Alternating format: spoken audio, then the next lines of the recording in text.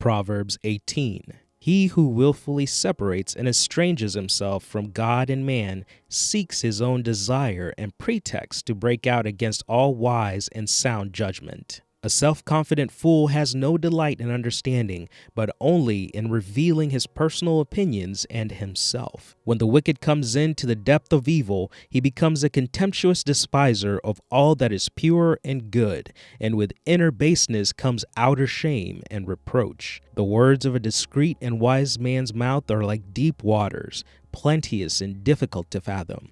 And the fountain of skillful and godly wisdom is like a gushing stream, sparkling fresh, pure, and life-giving. To respect the person of the wicked and to be partial to him, so as to deprive the consistently righteous of justice, is not good. A self-confident fool's lips bring contention, and his mouth invites a beating. A self-confident fool's mouth is his ruin, and his lips are a snare to himself. The words of a whisperer or talebearer are as dainty morsels. They go down into the innermost parts of the body. He who is loose and slack in his work is brother to him who is a destroyer, and he who does not use his endeavors to heal himself is brother to him who commits suicide. The name of the Lord is a strong tower. The consistently righteous man, upright and in right standing with God, runs into it and is safe, high above evil and strong.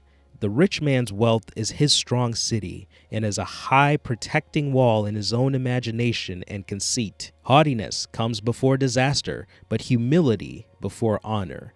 He who answers a matter before he hears the facts, it is folly and shame to him. The strong spirit of a man sustains him in bodily pain or trouble, but a weak and broken spirit who can raise up or bear.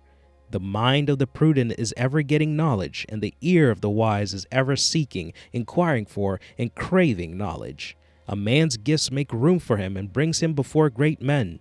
He who states his case first seems right until his rival comes and cross-examines him. To cast lots puts an end to disputes and decides between powerful contenders. A brother offended is harder to be won over than a strong city, and their contentions separate them like the bars of a castle. A man's mortal self shall be filled with the fruit of his mouth, and with the consequences of his words he must be satisfied, whether good or evil. Death and life are in the power of the tongue, and they who indulge in it shall eat the fruit of it, for death or life.